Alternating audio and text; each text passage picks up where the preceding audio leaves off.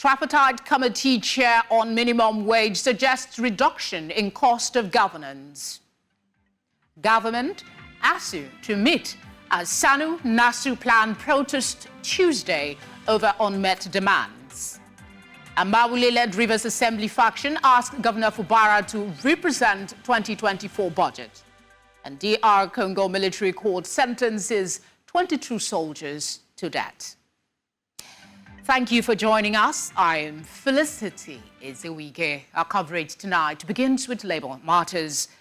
Chairman of Nigeria's Tripartite Committee on National Minimum Wage, Bukar Goni, has called for a reduction in the cost of governance, especially in government expenditures. He says this will help raise funds internally to afford a national minimum wage for workers, which can now be equated to a living wage. The chairman made this known during a one-day retreat on labor reforms, expressing optimism that Nigeria's working class will soon have a living wage approved. In every 1 billion naira contract awarded, the actual value delivered may not be more than 400 million. No economy can sustain this, whether China or America. We must critically look at that point. The next one is one area that has become so topical these days, the issue of procurement of SUVs by government agencies. We also need to critically look at that, looking at the present economic realities, that the replacement period of government vehicles of 4 years must change to at least between 8 to 10 years. If a Prado is procured to the Director General in the government agency, that Prado must serve for at least 8 to 10 years. It is no longer 4 years because the economy cannot sustain this. Staying with labor matters, stakeholders in Nigeria have expressed concerns over the need for government to provide a national minimum wage that will reflect the current economic realities in the country. This was during a retreat for members of parliament in Abuja, where they urged lawmakers to have a thorough grasp of the issues so that they can intervene by passing adequate legislation that will ensure the minimum wage approved is truly a living wage for Nigerian workers. My colleague Idong Joseph tells us more. Nigeria's industrial sector has been characterized by disputes such as strike in the last few years, which have impacted negatively on productivity and the nation's developments.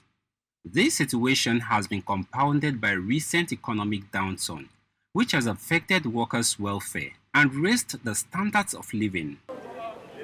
While organized labor has called for a review of wages of workers, the Tripartite Negotiation Committee of the federal government says it has submitted its report on the minimum wage review and called on the parliament to have a proper understanding of the issues on ground before enacting a law on the nation's minimum wage. By this seminar, will therefore equip members of the committees and other stakeholders here present to share experience that culminate into a robust legislative intervention. While expressing concerns about the challenges facing Nigerian workers, the president of the Trade Union Congress urged lawmakers to live up to expectations and put in place adequate legislation that will reflect current economic realities.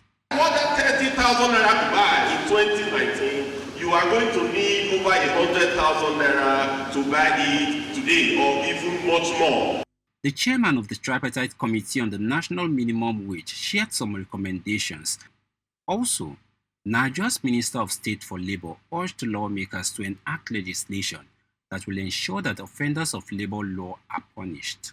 We need to review the national manpower development towards having graduates from our tertiary institutions that are employable. If people are not brought to book for violating our laws will just be a mere piece of paper. The leadership of the National Assembly affirmed their commitment toward better welfare for workers and called for joint efforts to ensure fair labor relations.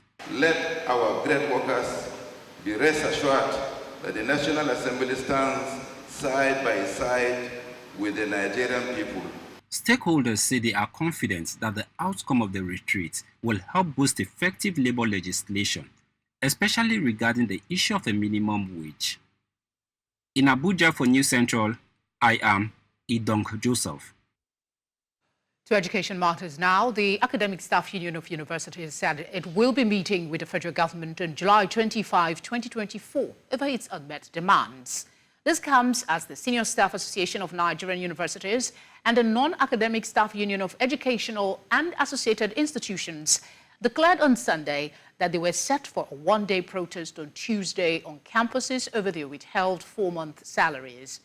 The one-day protest will be a prelude to a nationwide protest planned for July 18. ASUU President Professor Amaewhule-led disclosed this to correspondents. According to him, July 25 was the implementation date in the timeline agreed to with the federal government. Let's head to Rivers State, where the factional Speaker of the State House of Assembly, Victor Okojumbo, on Monday presided over the screening and confirmation of Emmanuel Frank Fubara as Commissioner Designate. Consequently, the Clerk of the House has been directed to communicate the confirmation of the Commissioner Designate to the State Governor, Siminalayi Fubara, for possible swearing in as member of the State Executive Council. The screening and confirmation followed a letter sent by Governor Fubara to the Assembly and read by Right Honorable Okojumbo, requesting that the House confirm Frank Fubara, a legal practitioner, as a commissioner to serve in the Rivers State Executive Council.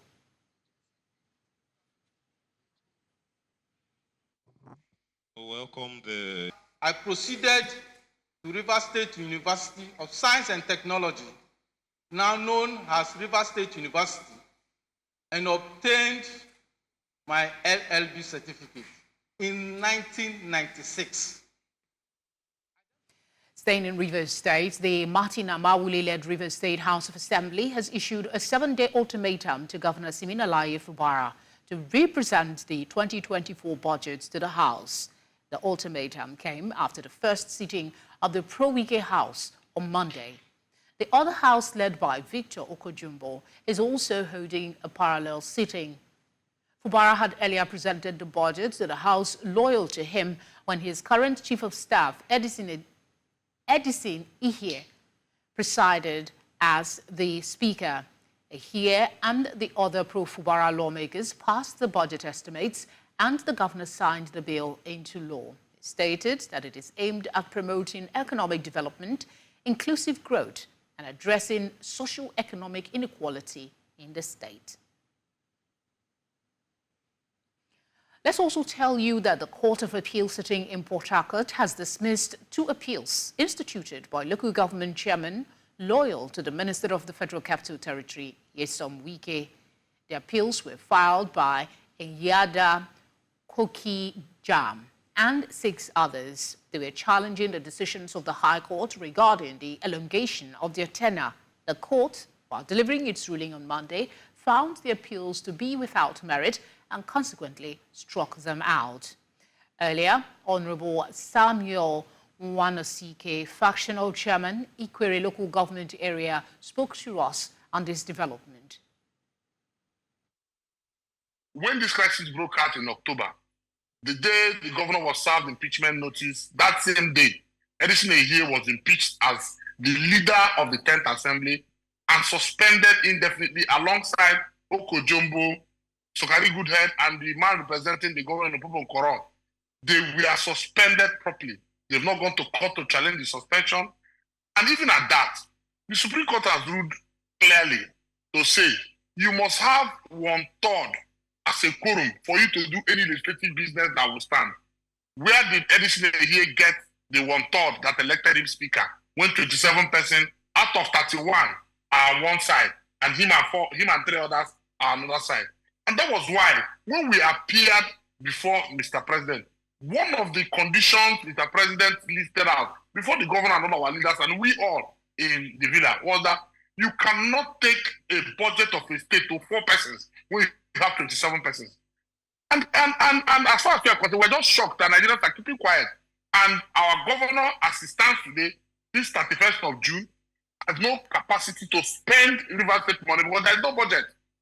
And that is why the proper assembly, as cleared by the Court of Appeal, I said, maybe you have forgotten, Mr. Governor.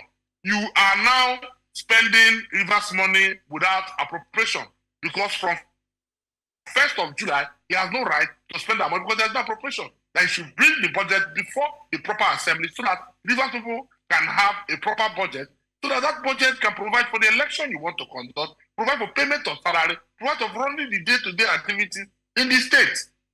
That is what the assembly has done, and which is consistent with the law. To security matters, the Nigerian Union of Journalists has called for the release of 2 journalists and their families who were abducted by bandits on Saturday in Kaduna State.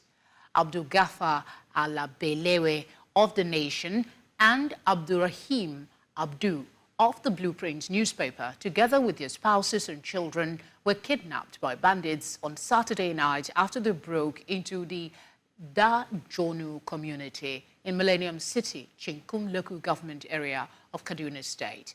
The NUJ, in a statement on Monday signed by Secretary General Achike Chude, condemned the abductions and urged security agencies to leave no stone unturned in the pursuit of the kidnappers and to ensure the safe recovery of the victims.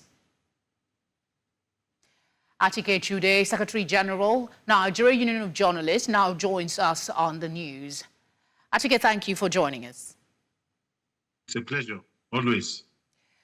Is there any positive update that you can share on this matter?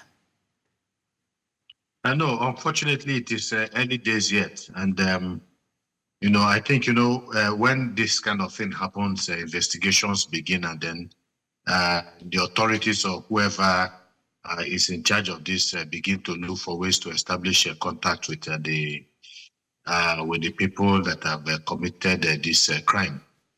So right now we know that it's not an easy period for the families. It's also not an easy period for members of the NUJ family, especially from Kaduna State, who also did a press release, at least in terms of the state council of Kaduna NUJ, and so everybody is waiting with feeling of hope, and of course they're also afraid, but we are not aware at this particular point in time that any reasonable contact has been established with the people who have done this. Sometimes it takes a bit of time. Okay, I take it you are unaware of the statement. I read in one of the dailies that the police confirmed one of the wives was released because she had ill health.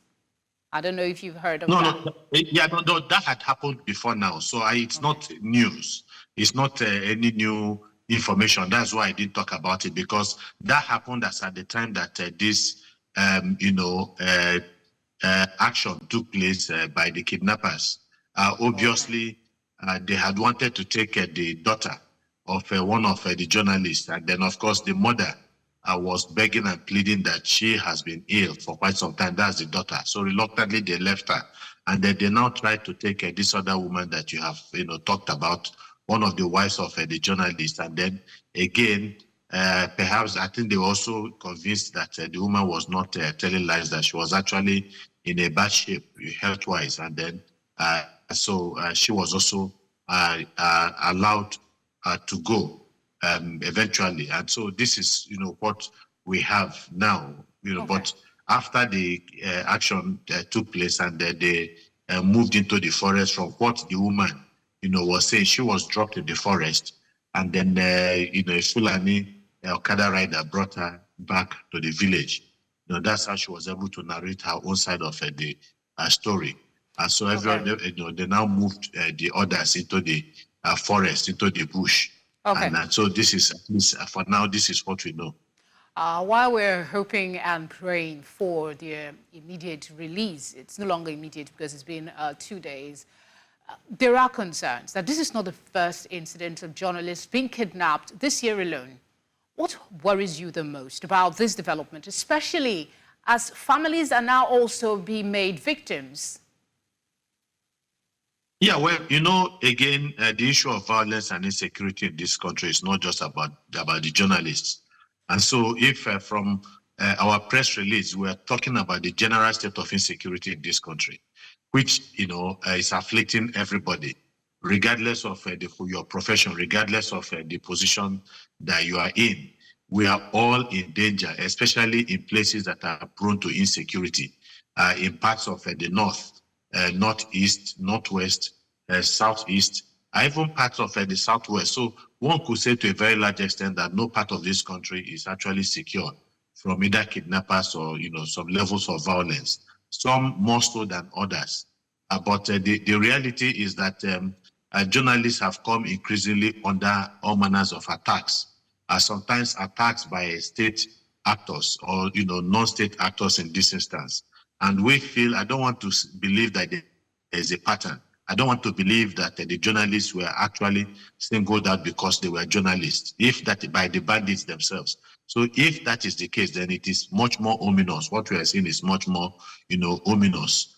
So I want to see this particular incidents as random, and that they happened to kidnap people who were journalists. Perhaps they were also acting, from information from members of the security of the community in those places, because sometimes they tend to have people from within, who are also working with this, non-violent, non-state actors. So we don't exactly know. But the reality is that, in the interest of time, quickly, in 30 seconds, if you can, advise to journalists who are in this volatile area on maybe extra security measures that they can take to protect themselves, since it seems it's our personal business these days. Yeah, they must be situationally aware. There's no doubt about that.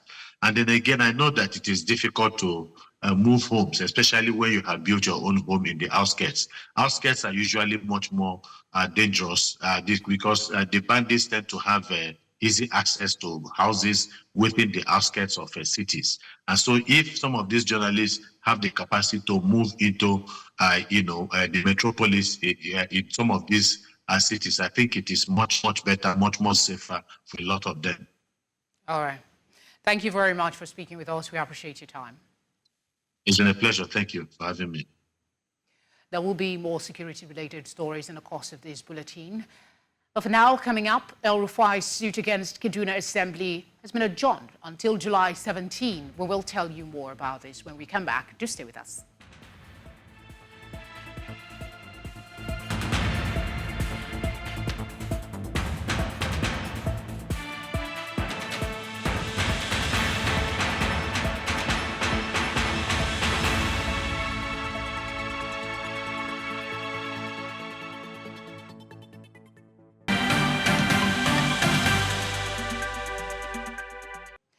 Thank you for staying with us. If you're just joining us, you're watching Tonight. A reminder of our top stories.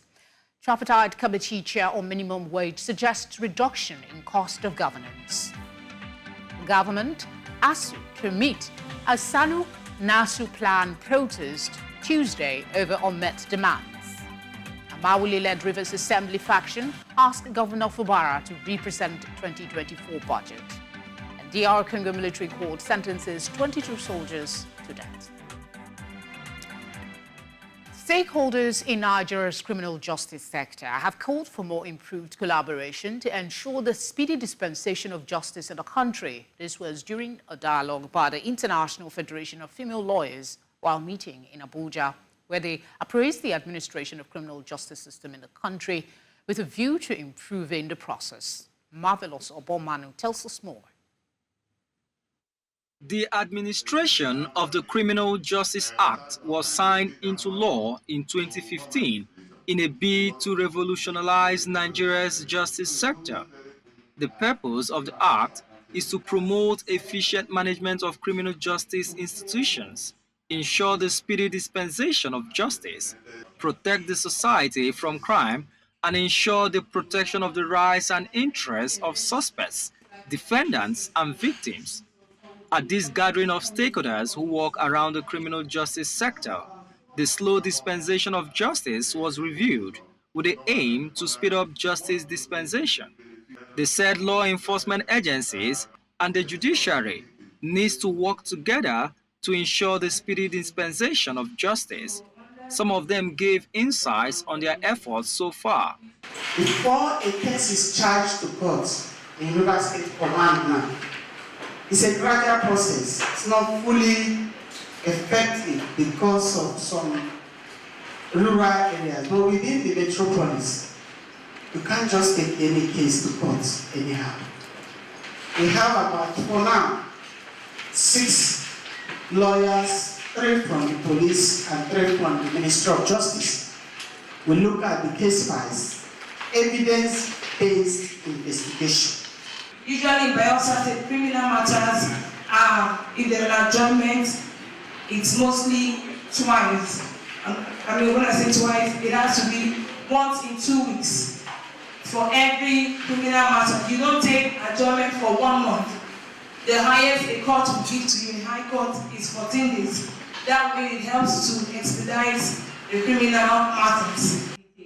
While the International Federation of Female Lawyers highlighted its efforts in ensuring a faster dispensation of justice in the country and the clearing of current backlog of cases, they called on prosecutors to embrace the plea bargain option in criminal cases.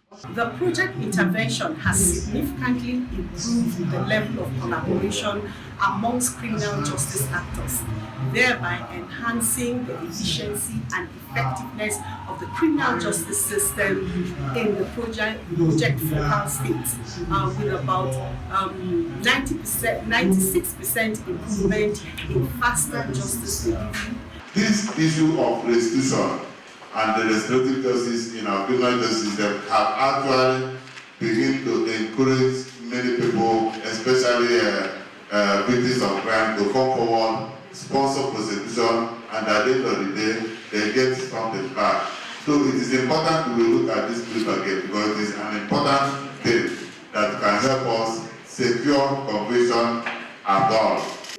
They say the delay in the dispensation of justice has over the years acted as an impediment in the administration of criminal justice in the country and express hope that these engagements will help reverse the trend.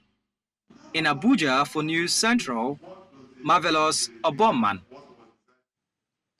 Thank you, Marvelous. Meanwhile, a federal high court in Kaduna has adjourned a suit by former governor of Kaduna State, Nasir El-Rufai, against the State House of Assembly and the Attorney General until July 17, 2024. El-Rufai is seeking to nullify the Assembly's report accusing him of embezzling 423 billion naira. His lawyer, Abdul Hakim Mustafa, claims the Assembly violated El-Rufai's right to a fair hearing by not inviting him to the probe. The Assembly and Attorney General's Council requested more time to file preliminary objections, which the judge granted. The Assembly's ad hoc committee indicted El-Rufai on June 5, prompting the current governor, Uba Sani, to urge a formal investigation. The Assembly's probe followed Sani's complaint about inheriting a significant debt from El-Rufai's administration. President Bola Tinubu has been re-elected for another one-year tenure as chairman of the ECOWAS Authority of Heads of States and Government.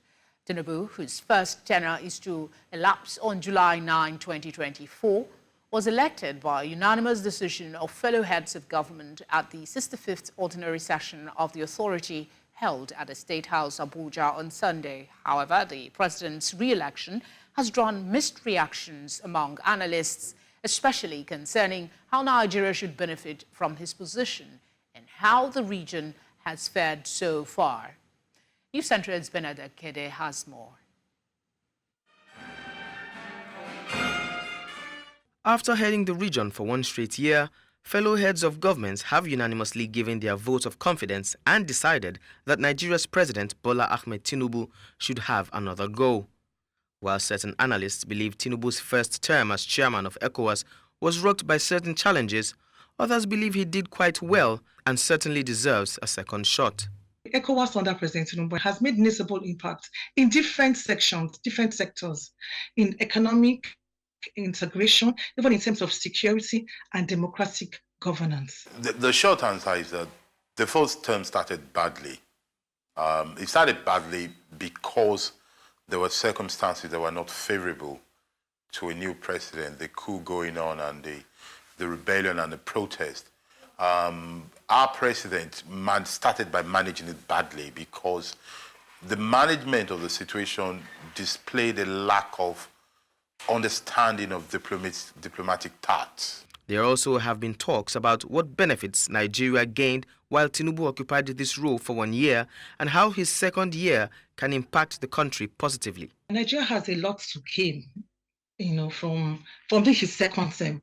It's just going to further some of the things he's already started in the first term. We, the people, we didn't get anything from having a president and chairman of ECOWAS. I hope this time we can. Whether chairman or not, we need to tie economy to our diplomacy. But as chairman, it's easier to do that. We need to talk about projects and events that can help create job and wealth and help the people of Nigeria. Over the past few years, ECOWAS has been criticized for not properly addressing certain activities happening in member countries. And analysts believe now is the time for the chairman to take charge of the region and restore her to her past glory. ECOWAS is miles away from its potentials and from the dream that was made of it. So that we really need a reset of ECOWAS to give it vigor, to see the capacity of what it can do as to make it do those things. All eyes will now be on the chairman to see if he will capitalize on the policies he put in place in the previous year or come up with new ones, especially concerning Mali, Burkina Faso and Niger, who are currently under military rule and have decided to pull out of the region to form the Sahel Alliance. In Lagos for News Central, I'm Bernard Akede. Thank you, Bernard. To get further perspective on this, we're joined by Global Affairs analyst Calvin Dark. Calvin, thank you for joining us. Let's just get what your impression is of the importance to this re-election and for the region. What should we expect from his leadership? Well, good to be here. I think ECOWAS is at a very, very critical point. And I think that the re-election kind of symbolizes that it's at a make it or break it moment. Because how this benefits Nigeria, how this benefits all of the member countries, depends on how they deal with the challenges, particularly of those countries that have broken away, how that's going to affect security cooperation, which affects all the countries in the region, and how that's going to affect democracy. I saw that in the president's speech, he made a lot of references to democracy and how that has to be a focus of ECOWAS's work, but that is contrary to what's happening in Niger, Burkina Faso, and Mali. So overcoming those challenges is going to be a really big challenge. All right, you talked about Burkina Faso and Mali. We also know Niger is there. Despite forming the alliance of the Sahel states and irrevocably severing their ties with ECOWAS, the bloc has appointed Senegal president to facilitate a negotiation of their return. Do you see this yielding any positives, or should they be allowed to be for now until they have gone back to democratic principles? Well, I do think that they need to go back to democracy because it would set a horrible precedent if they were member states that didn't really represent the people because they weren't democratically elected. But I think that the role of the Senegalese president is going to be key because what I am hoping he can do, given his youth, and given what he has talked about in his campaign and since taking office, kind of rethinking Senegal's relationships with colonial powers, particularly France. I think if he can figure out a way to have that work with ECOWAS, particularly with Burkina Faso, Mali, and Niger, that could be amazing. Because here's the thing. I totally, as an American, understand wanting to rethink the relationships with colonial powers in Europe. I understand that there needs to be parity and equality. But there can't be no cooperation with the United States and Europe if the people in these countries want to have a prosperous future. And I think the Senegalese president is well positioned to navigate a way of developing new relationships, just not shutting out all of the West. One of the major reasons the Sahel states gave for leaving ECOWAS was the influence of France in the region. However, they seem to have found new friends in Russia. What does this mean for the region going forward? I'm glad you pointed it out, because I think that shows the hypocrisy on these military leaders of Burkina Faso, Mali, and Niger, because they make it seem as if they want to be independent of the world's superpowers, but in reality, they just want to choose other ones. And for the military leaders' own purposes, Russia seems to be offering a better deal.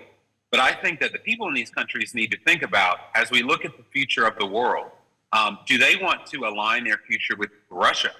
We know that the deals and partnerships that Russia has engaged in don't always work out for all partners involved.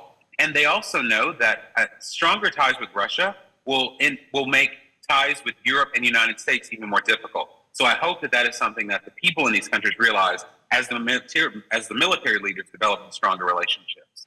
Calvin, thank you very much for speaking with us. Thank you. We'll go on a short break. We have more news when we return. Just stay with us. 4 out of every 10 girls in Nigeria are married before the age of 18. This was revealed at the high-level national dialogue on ending child marriage, hosted by the government of Nigeria and supported by UNICEF in early 2024.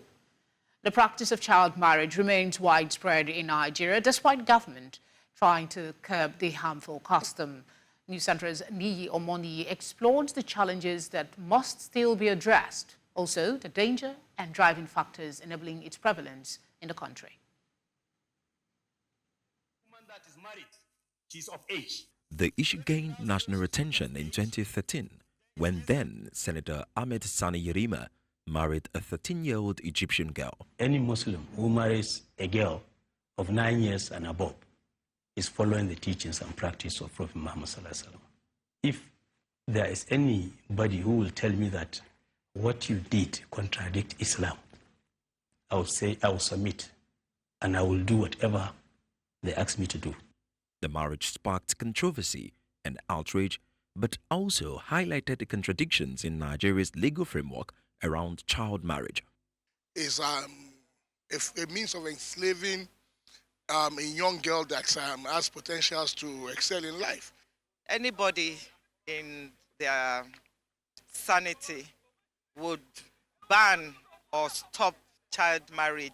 An estimated 46% of girls are married before age 18 and 18% before age 15, according to UNICEF. While Constitution sets 18 as the minimum marriage age, Sharia law allows marriage at any age and has been adopted in many states. The Child Rights Act passed in 2003 also sets 18 as the minimum age, but has also been adopted by just half of Nigerian states, creating legal contradictions. We do not have a legal system that backs the operationality of the Maputo law, where no child under 18 should get married. Poverty, lack of education, and cultural tradition that see girls as assets drive child marriage. Parents often believe marrying off young daughters will provide financial security, but child brides face health risk, limits to their education and opportunities, and domestic abuse. It should be abolished. You know, Sierra Leone is an African country, Nigeria is an African country. We should emulate what they just did at Sierra Leone.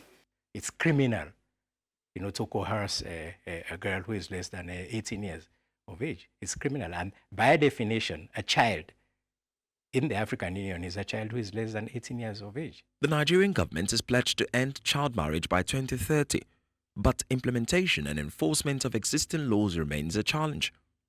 Activists argue that stronger federal laws overriding Sharia provisions, as well as programs to change social norms and provide alternatives for at-risk girls, are needed. Until Nigeria addresses the legal issues and underlying socio-economic factors, child marriage will likely continue to negatively impact thousands of girls. In Lagos, 4 News Central, Niyi Omoni. Thank you, Niyi. News Central has partnered with the Center for Journalism, Innovation and Development and Premium Times to produce On the Issue, a direct approach 15-minute docuseries that explores societal matters in primary healthcare, agriculture and gender equality, along with other pressing issues that require special attention and profit solutions through expert opinions.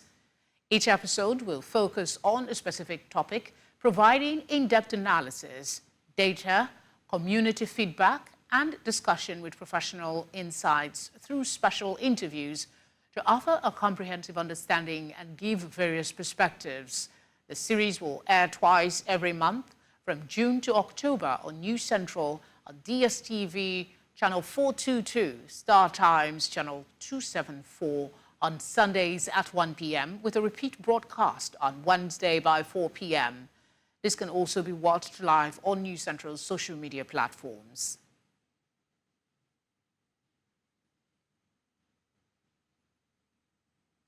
And to one of our headliners, coming all the way from Central Africa, a military court in the volatile east of DR Congo has sentenced 22 soldiers to death on Monday for fleeing the enemy during fighting with M23 rebels.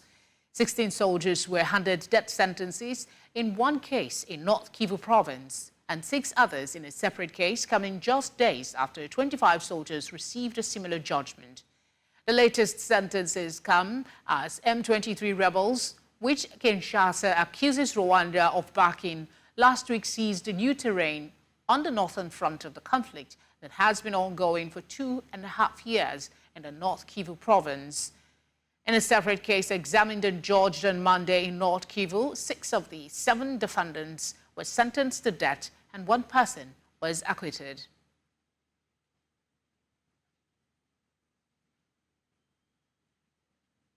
Let's go over to our business desk for today's stories.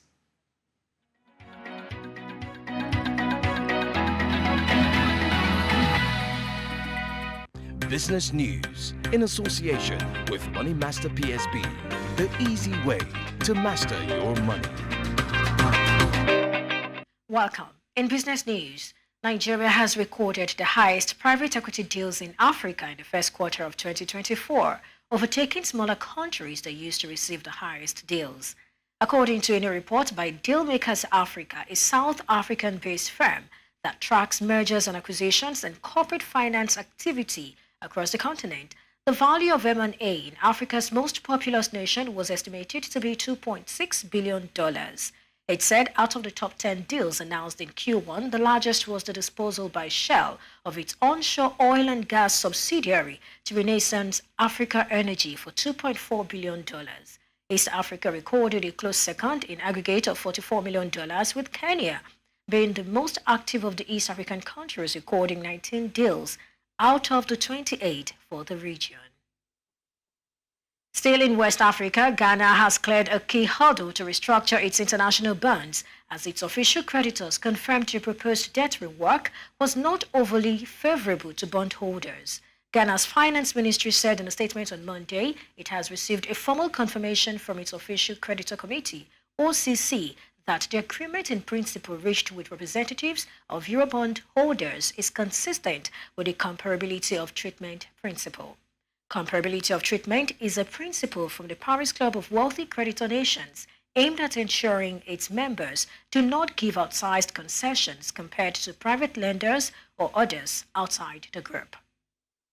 And finally, in Southern Africa, South Africa's new energy minister vowed on Monday to accelerate the shift to renewable energy from coal, breaking with a predecessor who opposed swift decarbonization and pledged to keeping burning coal for a long time.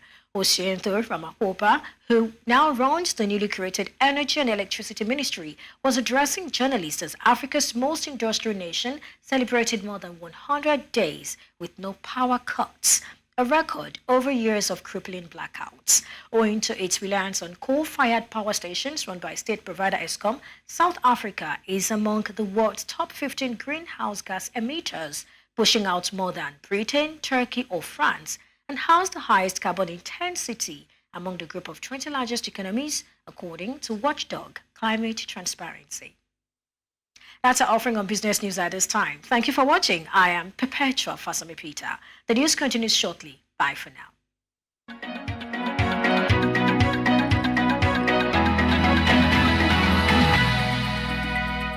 Business news in association with Money Master PSB, the easy way to master your money.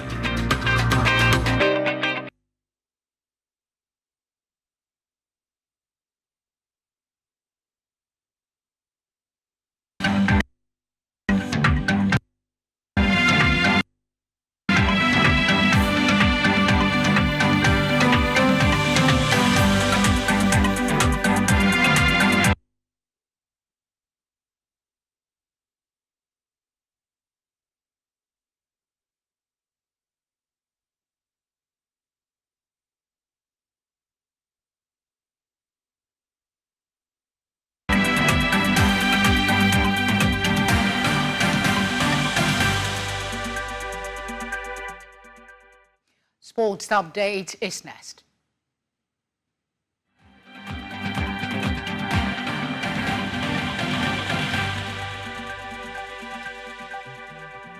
Sports update brought to you by Corn Oil.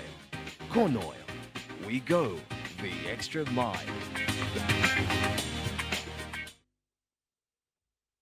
In sports, Super Eagles striker Cyril Dessers has joined Rangers in their pre-season trip to the Netherlands despite talks of a possible transfer to Greek champions PAOK. Dessers had a decent campaign with former Scottish champions Rangers last season. Despite just joining the club from Cremonese last season, the 29-year-old striker recorded 21 goals and 9 assists in 54 games across all competitions. He also won the League Cup with Rangers. Dessers has been heavily linked with a move to PAOK, but nothing is official yet. Rangers are preparing for the new season with friendlies lined up in the next few days. They play their first preseason game against Ajax on the 13th of July, followed by fixtures against Manchester United, Birmingham City and Union Berlin. Former captain of South Africa's women's national football team, the Banyana Banyana, Portia Modise, has appealed to fans to help get her car back after she was hijacked outside her home in Soweto. In a video clip, Modise said she was held up at gunpoint by boys who took her mobile phone and keys and drove off with her car, but she was unharmed. Modise, the first African football player to score 100 goals, retired from football in 2015. The 41-year-old made her international debut in 2000, aged 16, and went on to make a record number of appearances for the Banyana Banyana. In 2005, she was nominated for the FIFA Player of the Year, and the following year, she claimed the Player of the Tournament award at the African Women's Championship. Former Wimbledon champion Elena Rybakina reached the quarterfinals after Russian 17th seed Anna Kalinskaya retired from their clash with a suspected right forearm injury while trailing 6-3, 3-love. The Russian 17th seed had taken a medical timeout midway through the first set. Rybakina, who came into the match as the only woman remaining in the decimated draw to have lifted the trophy, is also the highest-ranked player left in this year's tournament, but she said she faced no added pressure heading into the business end. The fourth seed will take on Elena Svitolina, who defeated Wang Xinyu 6-2, 6-1 to reach the quarterfinals. Svitolina, who reached the semifinals twice at the All England club, including last year, wore a black ribbon on her white shirt during the match in solidarity with her Ukrainian homeland. Well, I don't feel pressure. I think every opponent is difficult, and I know that I need to always bring my best, and that's what I'm trying to do from every match. And I'm just really enjoying every time I step on the court, and I'm happy I'm going find the draw, and yeah, hopefully I can go till the end. And that's it on Sports Update. I am Udoka Njoko.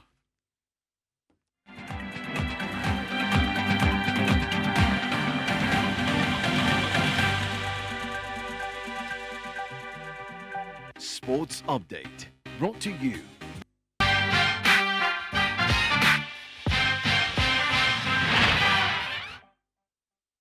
Entertainment News in association with Glow Unlimited.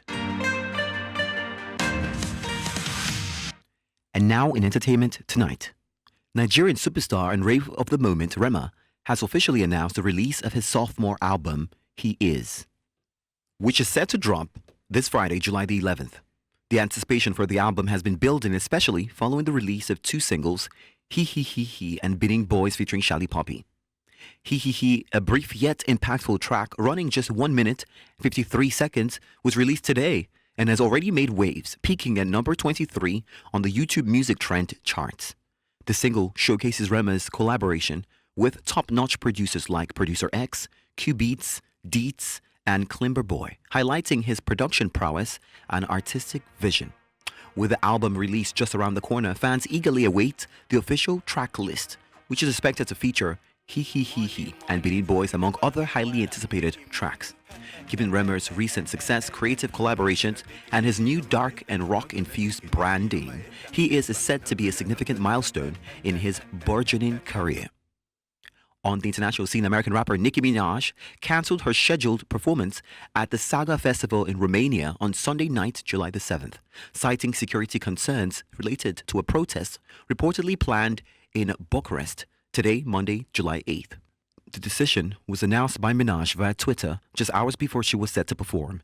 Minaj, who is the mother of a 3-year-old son with her husband, Kenny Petty, emphasized the decision was made with her family in mind. In a tweet, she wrote, "As a mom, I have to make sure I'm making sound decisions for me to make it home to my son and for my team to make it home to their families."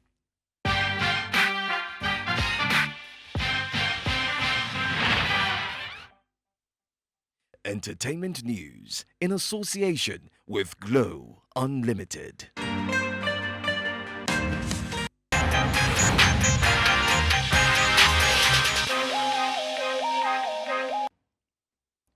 And now in trends. The Economic and Financial Crimes Commission, EFCC, has asked Interpol in 3 North African countries of Morocco, Tunisia, Algeria to watch list former Kogi State Governor Yahaya Bello. His request by the Kogi State Governor to move his 80.2 billion naira fraud case from Abuja to Kogi State Division of the Court was denied by Justice John Soho. Let's take a few of the reactions. This one by Damilare Odulesi says, Nigeria is a circus. EFCC is just one of our entertainers. You want Interpol to arrest someone who is here in Nigeria? When will they be done with this show? Please, it's becoming boring. This one by Masqua says, with all these nonsense EFCC is doing, Yahaya Bello will be out of detention on bail after 1 or 2 attempts to regain his freedom. And you will find him enjoying his loot with his fellow Nigerian thieves. Mark this. One by David says, he should first serve 3 months imprisonment for coming up with that idea in the first place. And finally, Prosper Iyakam says, the Nigerian government should stop all these jambor they are playing with Yahaya Bello's corruption case. It's a farce. If the government could go extra mile in getting Nnamdi Kanu from far away Kenya, I don't see why they can't get Yahaya Bello, who is hiding in Nigeria.